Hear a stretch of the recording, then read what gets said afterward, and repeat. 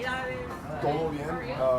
Anoche estábamos en Hilton Head Sí, hablando con una periódico que se llama La Isla. Un amigo mío, ¿cómo no? Bilingüe, Sí, ¿cómo no? Eric. Sí, ya. Vamos a empezar ya está. Okay. Bueno, Empezamos. nos quedamos en contacto. Steven tiene mi resumen para que usted lo mire. Gracias. ¿Eh? Mucho gusto. Bendiciones y que Dios lo acompañe. Igualmente. Ok, Gracias. adiós. Gracias. Hey, how you doing? It's Albert. Nice to meet you, sir. That's all. Y vamos a hacer a- Right on. Thank you. Enjoy yourself. Appreciate Thank it. Welcome, Sir Miriam Mertz on Dorchester County. Oh, wonderful. Thanks for having us out. Thank you. Thank you for coming and meeting with us today. We're excited. We've got a great week for you today. I'm excited for this, and I'm really impressed with these people who come out and say, They are so pumped to see you today. Thank you. Enjoy yourself. That's so nice to meet you both. Thanks for having us out. Hey. Oh, we wouldn't miss it. Thanks for having us. Hi. Good to see you. Coming to Gilligan's Seafood on a Saturday morning to see Team Beto. Thank you so much. My name is Sean Wilson, and I'm the chair of the Dorchester County Democratic Party. Thank you for coming to Dorchester County. We really, really appreciate your support. I won't take up too much of your time because I know you guys are waiting for the man of the hour. But beforehand, I'm going to introduce my good friend, Mr. Marvin Pendarvis, who is the representative of Dorchester and Charleston, House District 113. Thank you. Let's give him a round of applause.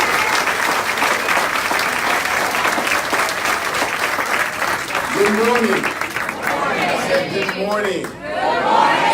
So my name's Marvin Pendarvis, and 2 years ago, you elected me to be the representative for House District 113, covering this very area. And when we ran that campaign, we ran on a campaign of economic empowerment, affordable housing, and education. And when we ran that, we picked those areas because we recognized that in order for us to move South Carolina forward, we must lift all South Carolinians upward, right? And around that, you all believed in me so much because you saw the vision.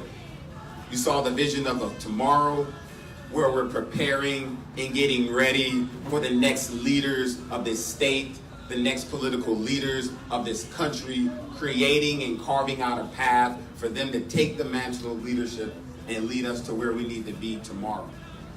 And so I'm proud to announce, and I'm proud to stand behind a man who's doing that very thing in the state of Texas and looks to do that thing across this entire country. I'm proud to announce a man that is looking at how we can ensure that all Americans have a quality of life that is necessary in the form of health care and affordable housing and a quality education. That man is Mr. Beto O'Rourke.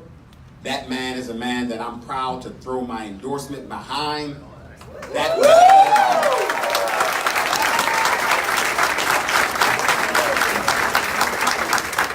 That man is the next president of the United States of America.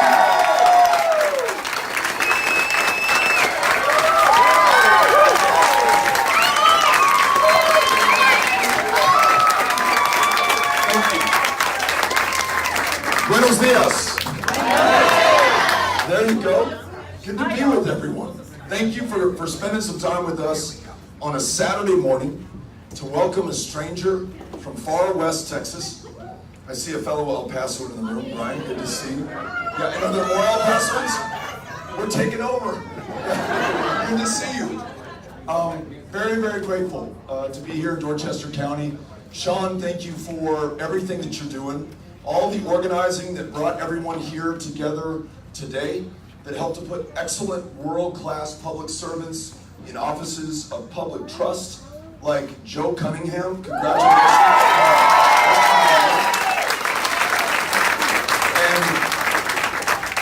And like one of the first people that I had a chance to literally sit down and listen to understand the challenges, the opportunities, the potential, the promise of South Carolina. Someone who in a very short time has become a hero of mine, who exemplifies leadership and service. Marvin Pendarvis, right here. I'm so grateful to have you.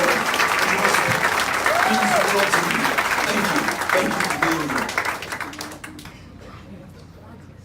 I was thinking about some of the challenges that we face right now in our communities, in this state, in this country. When you take stock of where we are and what we face, it is really bracing. I have not experienced anything like this in my 46 years on the planet. Those who've been here for a little bit longer say the same for their lifetimes. Now you can look at it and measure it in terms of the number of people who cannot see a doctor in this country. But we are the wealthiest, the most powerful, the most ingenious, the most medically advanced. In the year 2019 of our Lord, there are people who are still consumed by diabetes. Though we know that insulin developed almost 100 years ago by Canadian scientists who sold this life-saving medication to the University of Toronto for $3, $3 Canadian at that, with no expectation of royalties or patents or profit, because they wanted to save people's lives, and those lives in this country being consumed as the price for insulin and medications and life-saving pharmaceuticals go through the roof. Premiums unaffordable for those who do have insurance. Deductibles unreachable. One of the largest providers of mental health care services in the country.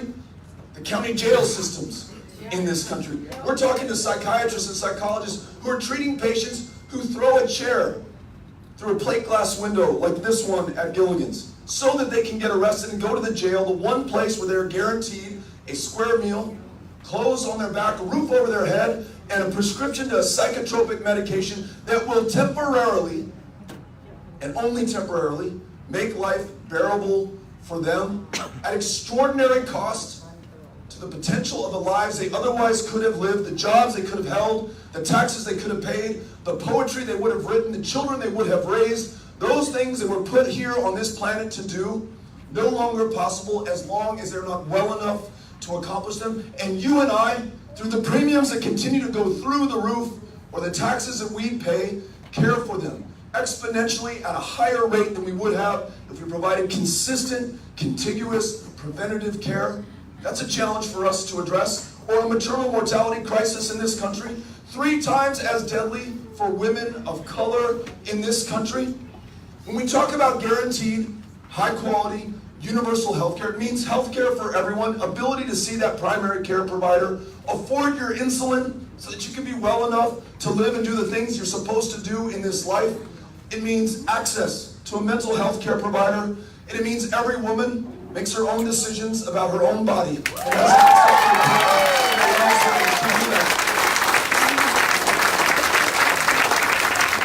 we have challenges when it comes to a system of immigration in the United States of America that in no way comes close to matching our values, much less our ideals, or the promise of this country, which is comprised of people the planet over.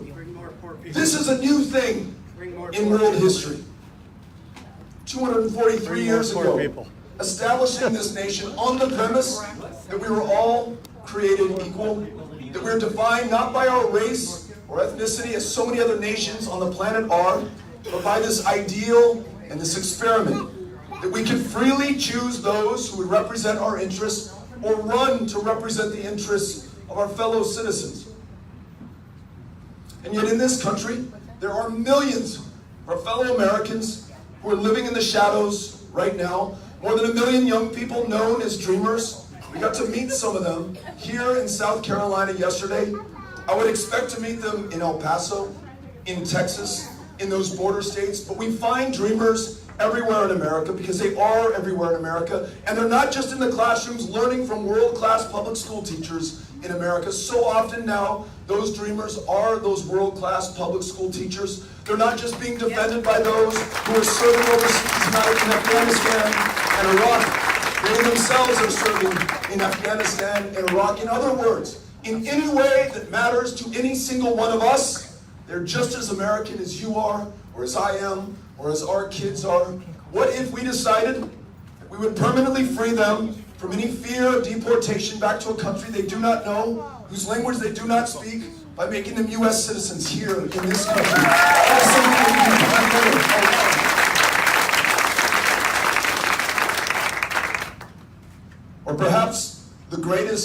existential challenge that we face right now, as the science fully comes into focus, as we understand that the 1 degree Celsius this planet has warmed just since 1980 is in part the cause of the floods, the fires, the droughts, the devastation to property, and the deaths of our fellow human beings everywhere on this planet, including in this country. 58 inches of rain fell from the sky in my home state of Houston, Texas, 2017. It was the third 500-year flood in just 5 years. Folks had not finished rebuilding their homes from the last flood before they were hit again. And it was the greatest rainfall in a single storm in recorded history in this country. We know that our own emissions, our own excesses, our own inaction in the face of science and what is happening right now in this country and across the world is the cause for this. We know that if we warm another degree or more going forward, then our kids and our grandkids and the generations that follow them will endure a hell that we can only imagine. If 400,000 asylum seekers and refugees and immigrants apprehended at the southern border is a problem today for some in this country, then imagine what happens when some countries in the Western Hemisphere can no longer sustain human life. The civil wars that we've seen in Syria, the outflow of migrants and asylum seekers and refugees from all over the world where it is where they're no longer able to live or to grow crops or to sustain themselves. This competition for resources, these challenges that we face, these communities that will no longer be habitable. Listen to folks in Charleston, they say every time it rains in Charleston, it floods in Charleston. Listen to farmers in the Southwest and the Panhandle in West Texas, what their grandparents planted and grew, what their parents planted and grew, they are planting and it is no longer growing there. This is very real and it is happening to us right now, but those same scientists say there are 10 years left to us within which we can act bold change to free ourselves from a dependence on fossil fuels, to invest in renewable energy, to ensure that the jobs that come with that, and the two fastest growing jobs in America today are wind jobs and solar jobs, benefit everybody in this country, especially those communities who have borne the brunt of pollution and climate change so far. If we ensure that we do everything we can in this country and assume our rightful role on the global stage, convening the other powers of this planet to do their part as well, because no matter what we do, we cannot do it alone, then maybe, just maybe, we will be able to confront this challenge before it is too late. And those people of the future, our kids, our grandkids, looking back on us, the people of 2019 and 2020, they will be proud of what we were able to do in the face of this threat. But in order to accomplish it, we cannot meet these challenges, whether it's healthcare or immigration or our economy or people blowing their horns as they travel around the country.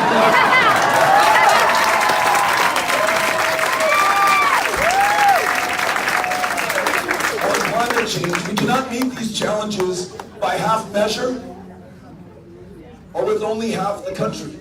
It's going to take all of us. It cannot be a Democratic Party solution. It cannot be a Republican Party solution. It can't be big cities against small towns. It can't be farmers against city dwellers. It's got to be all of us coming together. It's the only way that we work. Again, that foundational principle of this country, e pluribus unum. Out of many, one. And that is the strength of this country. But let me tell you, another challenge that we face, and we just saw an example of this last night, if you were unfortunate enough to be on Twitter, and saw the president's tweet about a member of Congress, Ilhan Omar, from Minnesota, happens to be a Muslim member of Congress, and that is important, because the president tweeted a video that shows Representative Omar speaking, talking about ensuring that we stand up for the full civil rights of every single American. Making sure that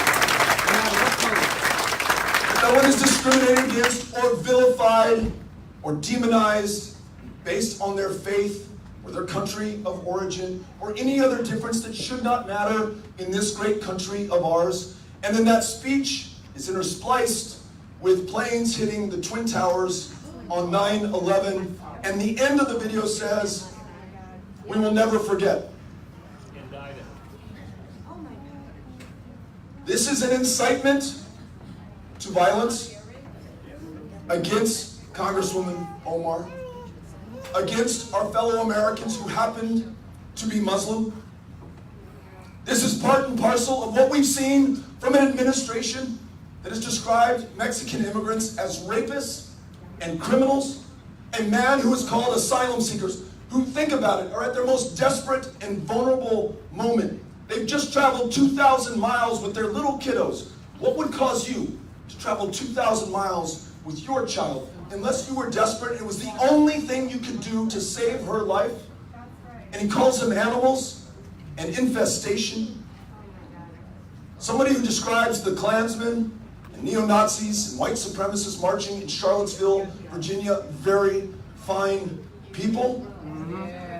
There is a cost and there is a consequence to this rhetoric. Hate crimes in this country up every single one of the last 3 years. On the day in February 2017 when he signed his executive order seeking to ban Muslim travel to the United States, where in the world would an American get the idea to ban all people of one religion from this country that is comprised of all people from all traditions of faith from every part of this planet? But on that day, in my home state of Texas, the mosque in Victoria is burned to the ground. There is a connection, there's a cost, there's a consequence to the president's comments. When he talks about immigrants and asylum seekers, the next logical conclusion is kids in cages, their moms deported back to the very countries from which they fled. Those parents and those kids unable to be reunited because we did not think of them as human beings with value and worth. And today, they are still separated. Imagine the torture visited upon your child. And I'm the father of 3, 12, 10, and 8-year-old. And if Henry, our youngest, was taken from us by force in a strange land where neither of us spoke the language, I was sent back 2,000 miles. He's in the custody of Health and Human Services or in a foster care home in Michigan or Indiana or God only knows where. How would he feel? I cannot even imagine it. But I have been there in El Paso, Texas, when some of these families were fortunate enough to be reunited, and the look on that kid's face is absolutely vacant. There's no smile, there are no tears of joy. There's not the impatience that I see from Henry when I've been on the road for a while and he cannot wait to tell me what he has been up to, the songs he's listened to, the games he's playing, the friends he's met. There is nothing. And what I think is happening is that that kid associates that parent with the greatest trauma and pain it is possible for a human being to feel. And that child will not open herself up again, at least not anytime soon, to protect herself from ever feeling that. So this hatred and division and paranoia and anxiety sown by this president is dangerous. The consequences, frankly, are mortal for our fellow Americans. And he is using the oldest play in the book, fear and division, based on our differences of race or geography or ethnicity or faith, to keep us apart from one another, to make us angry at one another, and to keep us afraid, because he knows full well that should we be able to transcend these differences and come together as a country, there's absolutely no stopping us. And it's not just defeating him in November of 2020, though we must. It is also making sure the Republicans and Independents and Democrats of this country come together on common ground, in common cause, for the common good of every single one of us. Organized not against anyone or any political party or anything, but for those things that we can only achieve together. In other words, we will be defined forever after by our fears by our pettiness, by our smallness, by our division, or, and this is our choice, we will be known by our ambitions and our aspirations, the resolve, the creativity, the service, and yes, the sacrifice we are willing to bring to bear in order to achieve them. That is why I'm running to serve you as the next President of the United States of America, and to bring this country together, everyone in this country together, to make sure that we meet each and every single one of these challenges. I'm grateful to you for being here, and part of the reason that I'm in your community is to listen to and learn from you. Incorporate what I hear into how I campaign and hopefully in how I'm able to serve you. Y no me importa, I do not care what party you belong to. If you're a Republican, you're in the right place. If you're a Democrat, you're in the right place. Independents, you're welcome as well. What I've learned so far by traveling your state, and this is our second visit, from great leaders like Representative Pendarvis, is that the challenges that we face can be solved by the very communities who bear the brunt of those challenges. Housing, I was learning that your school teachers in South Carolina, your educators, the nurses, the counselors, the librarians, the cafeteria worker, the school bus driver, that educator in front of those kids in that classroom are so often working a second or a third job just to make ends meet. Yes. And this is nuts. Yes. If to be believed, 1/4 of first-year teachers drop out of the profession here in South Carolina. Imagine what you've invested in their success. Imagine what they have invested in taking on the student loans that are on their backs in order to answer the call to teach those kids. What we are learning is that their housing costs, their low pay, the student debt burden that they are carrying is unsustainable. And by the 5th year, fully half of all public school educators in South Carolina are dropping out of the profession. So one of the things that I've learned from Representative Pendarvis is that housing is fundamentally important to everything else that you want to be able to do in your life. We'd like to think that our fellow Americans are paying no more than 30% of their income on housing. What we know is that teachers are paying nearly 50% of their income on housing. So we can throw up our hands, gnash our teeth, blame Republicans. That will do absolutely nothing. Or we can get after it, propose a solution, as Representative Pendarvis has, to ensure that you have more affordable housing for everybody, but including those teachers, to make sure that they can connect with those kids in that classroom, ensure the viability of our state. Además, we punish public servants in South Carolina, retired cops, retired teachers, who when they want to rejoin the workforce face a cap of $10,000, which is all that they can make in this state. So where are they going? To Florida, to Georgia, maybe to Texas, to see if they can bring their genius and their talent to some other place at the loss of South Carolina. Representative Pendarvis has introduced legislation to remove that cap, to free these heroic public servants to come back and continue to invest in their communities, in this state, in this country. Two small but important examples of how we meet these challenges, defined not by party or any other difference.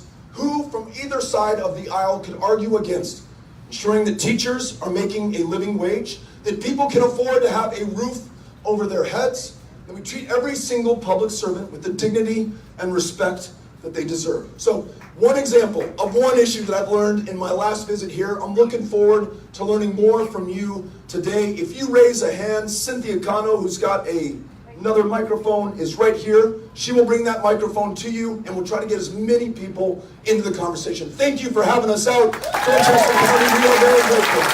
Gracias.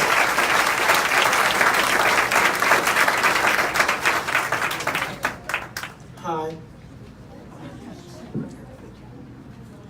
So I know there's a lot of questions about abolishing the Electoral College. Okay. But really, that's a constitutional amendment. So not only does it have to get passed through Congress, it has to get passed through 2/3 of the state legislatures. So, and I don't know about you, Representative Pendarvis, but most of the state legislatures in this country are Republican controlled. So how would we go about making a popular vote where it's one person, one vote? I'm going to take a first crack on this, and then if Representative Pendarvis would like to add something. Thank you for the question. The question's about the Electoral College, and perhaps by extension, how you explain to your kids or yourself that the winner in the last election got millions of votes fewer than the loser in that election. In other words, it's not one person, one vote for the highest office in this land. It's a system, the Electoral College, which was a compromise essentially fundamentally, when I read my history, with slave states at the moment of creation of this republic, who were allowed to count slaves, though they had no rights and no ability to vote, as 3/5 of a person for apportionment in the House of Representatives, the same math used to determine the number of electors in my state of Texas, your state of South Carolina. That compromise, which compromised this country at its very outset, is part of why we have this problem today. The fact that it is exacerbated by those southern states of the former Confederacy, including mine, that have locked people out of their democracy, not back then 243 years ago, but today in 2019. Until last year, Texas ranked 50th in the country in voter turnout. Not because we love our democracy any less than you do, but the courts in 2017 found that we had drawn people out of congressional districts solely based on their race and their ethnicity. And so this idea of one person, one vote was justifiably seen as a lie by those whose votes were diminished, who had less of an impact in choosing their representatives or even having the ability to run for office in the first place. When you add to that in Texas, and perhaps it's true here, that you can use your license to carry a firearm to prove who you are at the ballot box, but you may not use your student ID, the University of Texas at Austin or Texas Southern University, to prove who you are at the ballot box. It shows that we are not reaching our full potential as a democracy because we are not only not inviting people in to vote, we are pushing them away, as we have done from the very outset. So here's the solution, and I'm going to get to the Electoral College. One, a new Voting Rights Act that ensures that every single American can vote. One person, one vote. Same day voter registration and automatic voter registration. So that when you turn 18, you've got a chance to cast that ballot and there's no confusion. An end to the practice of gerrymandering, which is a challenge for you in South Carolina, is a challenge for us in Texas. Members of Congress literally choosing their own voters instead of the other way around. And then big, dark, unaccountable money in our politics, in our democracy, in our institutions. Get that stuff out. It warps our priorities, and it shows that our democracy in many ways has been captured and has been corrupted. And then this largest challenge that you just described, the Electoral College, you're right, it's proscribed in the Constitution. To overturn that would be a Herculean effort. And I support those who want to attempt to do that, but I also want to make sure that we're honest with each other, as you did, in saying that that's a real long shot right now, given the composition of our state legislatures right now. One idea that perhaps could provide some buy-in from Republicans as well as Democrats is if we kept the Electoral College, but we awarded electoral votes based on the popular vote proportionately in every state. In other words, many states right now, it is a winner-take-all proposition. If you're running for president, don't show up in South Carolina or Boston or California or Texas, because all of those electors are already spoken for. If you had to fight on a congressional district level to win those electors, you'd have more candidates coming to more states. More states would have a seat at the table. More of the issues across this country would be part of the conversation, and we would have a better chance of fulfilling that promise of our democracy. So thank you for the question, Representative Pendarvis. You're good, okay, right on, thank you very much. Ms. Connor. My name's Rochelle, I'm an ACLU Rights for All voter, and I've seen this before. Yeah. My question kind of piggybacks on Can we turn the volume down a little bit? We're getting feedback. what you were just talking about. So we need to end unjust laws that strip citizens of their fundamental right to vote due to criminal convictions, including people that are currently incarcerated. So everybody should have a voice in how we shape our society. will you restore the right to vote for Americans who are currently incarcerated or other Americans who are facing voting issues? Yeah. Yes, the answer is yes. For those who have been arrested, have done their time, paid their price, it's fundamental that their voting rights are restored immediately. There are some states that are making progress on this right now. In Florida, we've seen an example of that I want to make sure that we follow for the rest of the country. But I also want to make sure that we acknowledge what's going on in this country. We have the largest prison population per capita in the world right now. In the United States of America, it's another one that you have a hard time explaining to your kids. This does not match our values and what we tell ourselves about this country and what it represents. Disproportionately comprised of people of color, far too many there for non-violent drug crimes, including possession of marijuana, which has been decriminalized or outright legalized in most states in the union today. And yet in some places you can still be locked up for it, do time, upon release be forced to check a box on every employment application form saying that you have this conviction, making it less likely that you're going to get hired, prevented from federally financed student loans to improve yourself, your prospects, and what you can give back, and in far too many places unable now to vote and participate both in our democracy politically and in our democracy economically. This is wrong. So one, we've got to restore those rights, but two, we've got to quit creating the problem. Not only must we end the prohibition on marijuana everywhere, so no one's arrested for this substance that is legal in so much of the country. We must also expunge the arrest records for everyone caught for possession of a substance that is legal in so much of the country. We must end for-profit prisons in the United States of America. End the war on drugs, and then have this very tough conversation that we are just beginning to have about the legacy of slavery and segregation and Jim Crow and suppression and the criminalizing of communities of color, which has been taking place for as long as we have had a country. And we hate to admit this to ourselves, it is happening today in 2019, and we have a president who is going to make it much worse right now. So thank you for the question. Ms. Colonel, yes. Good morning, Mr. O'Rourke. Morning. Thank you for coming to South Carolina. And I didn't know we were going to get on the topic I was about to ask, but I'm going to learn to that. As a nurse working corrections for the last 23 years, criminal justice, prison reform is near and dear to my heart. I've watched the erosion of programs and true rehabilitation take place over the course of my last 23 years. I see the real consequences to both the incarcerated, the families, and the communities at large, because they are not safer when they come out. So also, I have had the honor and privilege of caring for the men of death row here in this state, and I would like to know a little more of your thoughts on A, the death penalty, and B, the prison system specifically with regards to reform. Yeah. Thanks for the question. The direct answer to your question about the death penalty is I think we should abolish it federally throughout every part of this country. The state should not have the power to put someone to death, especially, I mean, just period on that, but then especially given the disproportionate treatment in this country of some communities over other communities in this country. So it is patently unjust, unfair, and we should end that. This aspiration, though, of not just making this country a more just country and not just reforming our criminal justice system, but rethinking all of this together. I was talking to somebody the other day who said, you know, we've chosen to talk about and create a criminal justice system.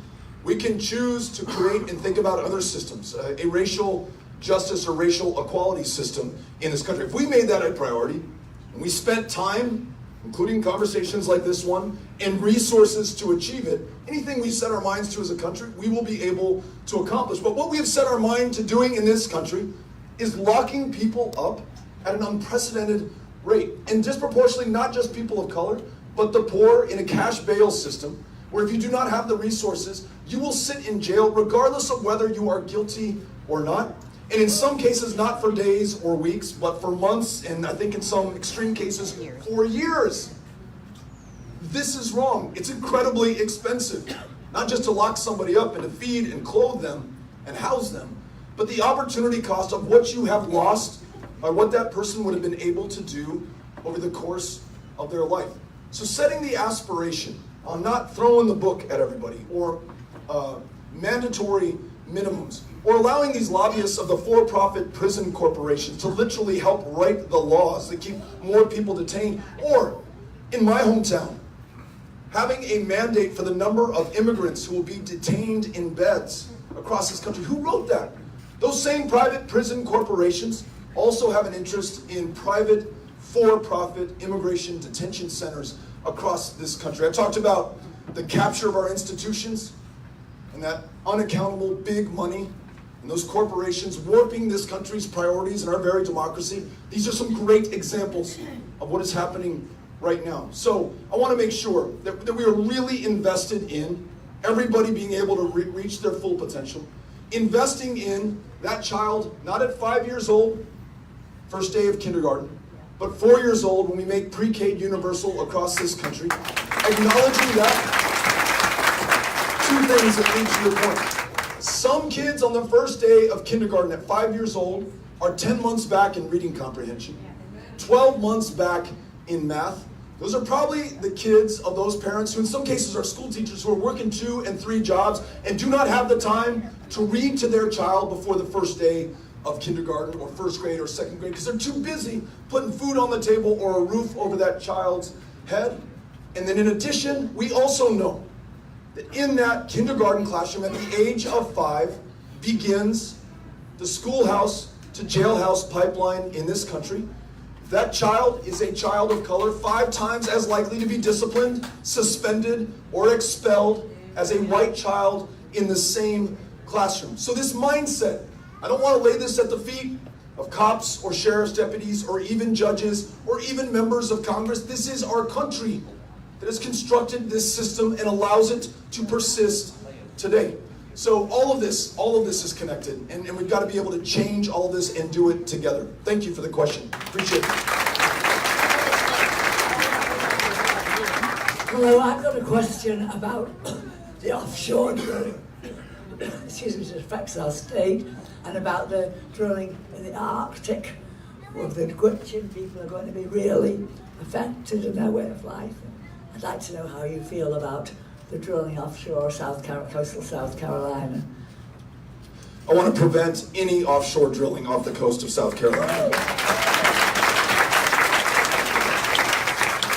After getting a chance to meet Representative Pendarvis, who ensured that I understood this, also talked to Joe Cunningham, who talked about how listening to his future constituents, who are now his real constituents, that this became a priority in that race, in what he wants to accomplish in Congress. I want to make sure that he has a partner in the White House who will ensure that we're able to do it, not only because it's incredibly important for the ecological systems in this part of the Atlantic, not only because it's important for our quality of life in South Carolina, but if we are going to free ourselves from this dependence on fossil fuels, if we're going to make the most of these 10 years that we have left to us to do the right thing before it is too late, our investment has to be not in offshore drilling, but in wind, in solar, in freeing ourselves from this dependence. And so you've got my commitments on that, and I'm grateful that you asked the question. Yes. How you doing? Good afternoon. Jesse Williams. I actually, I'm running for city council in North Charleston, and part of Marvin's district intersection where I'm running at. So please don't take this the wrong way in any way. I just want to caveat this. I'm running in an area we face a lot of gentrification, and so what is your prior experience working against the big developers concerning gentrification? Because this is related to housing, which was what Marvin was concerned about. What is some of your experience? What can you bring to the table when you're looking at whether for president and Democratic primary? Because I see a lot of African Americans. What happens is that they go out and vote, but then after the vote, they don't get much feedback when they win, i.e. Barack Obama. Yeah. Thank you. So, thanks for the question. Thank you for your commitment to public service. We wish you all the luck in the world in your race. Last night we were in Hilton Head, meeting in the offices of La Isla, a bilingual publication that reaches a lot of people throughout South Carolina, and this was one of the issues. There are people who are working in Hilton Head who drive 2 hours to be able to come and work these jobs that don't pay a hell of a lot, and then 2 hours back home have to find childcare for their kids in a country that today does not have universal pre-K, are having a really hard time making ends meet. You think about the transportation costs, the wear and tear on that car that they're driving 4 hours round trip, the gasoline that they're putting into that car. So what about affordable housing near where they're working? Again, I refer us to Representative Pendarvis and his work on making sure that we have more affordable housing, matching federal low-income tax credit housing with a state investment that is commensurate, that doubles the bang of the buck invested so that there's more housing. You mentioned developers, inclusionary zoning, making sure that if we're going to allow you the opportunity to make a profit, and there's some public expense involved, and there's going to be a public benefit, and some proportion of those new units that you bring online, whether they're single-family detached homes, apartments, something else, are affordable. Affordability measured as a function of income. You pay no more than 30% of your income in order to be able to live in one of those homes. I'm taking my lead from your representative here, and you asked about my experience on the El Paso City Council. We have a community that had seen an extraordinary outflight of talent, of young people, whom we were paying to educate K through 12. And after that investment had been made, they were going somewhere else, to Dallas, to New York, to Charleston, to reveal their genius and contribute their part to those community success, not ours. We wanted to find a way to ensure that more young people stayed or came back to El Paso, Texas. We had a downtown that was in many ways functionally dead, and we wanted to revive it. So we ensured that the zoning that we changed when I was on the city council included a requirement that there be some affordability as a component of any new units that were developed to guard against gentrification, pushing people out of neighborhoods that they've lived in for generations. And by and large, we were successful in that. We have not priced people out of their homes. We've seen more net new housing units. We've seen affordability as an important component of that. And this is just one small example from my hometown. But I think that knowledge, working at the city council level, of development, housing, affordability, the quality of life for everybody at a neighborhood level is really important to bring to this office for every community across the country. So thank you for asking. Appreciate that. Hola. Hola. He escuchado que tiene, que ha hablado para los Dreamers, de los planes que haría para ellos, pero lo he escuchado para las personas que tenemos TPS por 20 años y Sí. que, por cierto, el presidente Trump ya lo canceló. Sí. ¿Qué pasaría con el TPS? Voy a contestar primero en español y luego en inglés.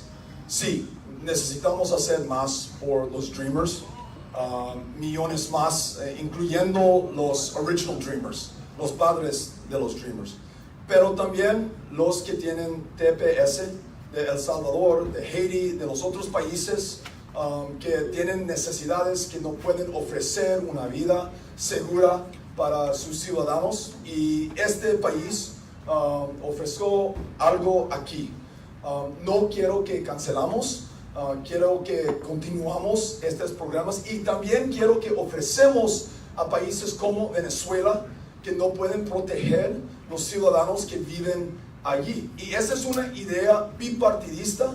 Marco Rubio también con los demócratas quieren hacer necesitamos liderazgo en el White House que reflejan los intereses de cada comunidad, incluyendo las comunidades de migrantes aquí, incluyendo los que tienen TPS. This issue is on temporary protected status, or TPS, which was afforded to those people from other countries who are fleeing natural disasters in their homelands, earthquakes, floods.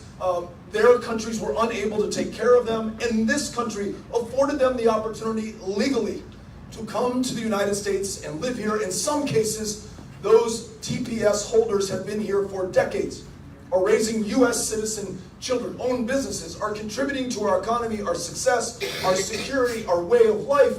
And this president wants to cancel that program on them. send them back to countries that are in no way prepared to accept them, where we right now see an exodus of people whose lives right now are not protected by their governments, are fleeing for their lives and the lives of their kids. This is not sustainable. It is part of his program to also cancel all foreign assistance to the Northern Triangle countries. Only $500 million, which may sound like a lot, but the wall that he wants to build is $30 billion. For a fraction of the investment that we would make in that wall that we do not need, we can help people stay in their country of origin so that they do not have to flee, reduce violence in their home communities so they don't have to take their child on a 2,000-mile journey. And then yes, we should extend TPS. And I think we should also think about affording TPS to those in Venezuela, not a Democratic Party proposal. I believe Marco Rubio, Republican senator from Florida, Democrats alike are interested in doing this. Listen, if we do this in a thoughtful, orderly way, for a fraction of the cost, we can help people before it is too late. If we turn our backs on them and build this 2,000-mile wall and take back all funding that we are providing, the problem that we will have at our borders will be exponentially greater than it is today. You have to wonder about the president's motivations in doing what he is doing. Is he trying to create the crisis to sow more division and paranoia and hatred, and again, to keep us apart? Whatever his motivation, let's make sure that we are motivated by doing the right thing, and these are some of the things that we can do. Thank you. This is our last question. Congressman O'Rourke, I've been following you. I've donated to your Texas campaign. I really like you a lot. There's one thing I want to know. If you get the Democratic nomination, will you beat Trump? Yes. Yes.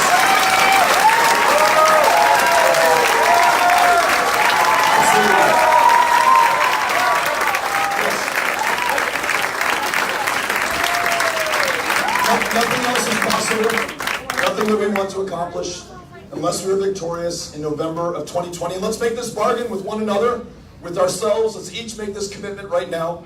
Whoever our nominee is summer of 2020, whoever she is, whoever he is, all of us do everything in our power to ensure that they win in November of 2020. Let's do it. Okay. Dorchester County, Sean especially, Representative Pendarvis, each of you, thank you for having us out here today.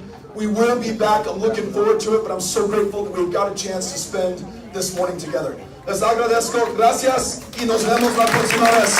We'll see you all later. Thank you very much.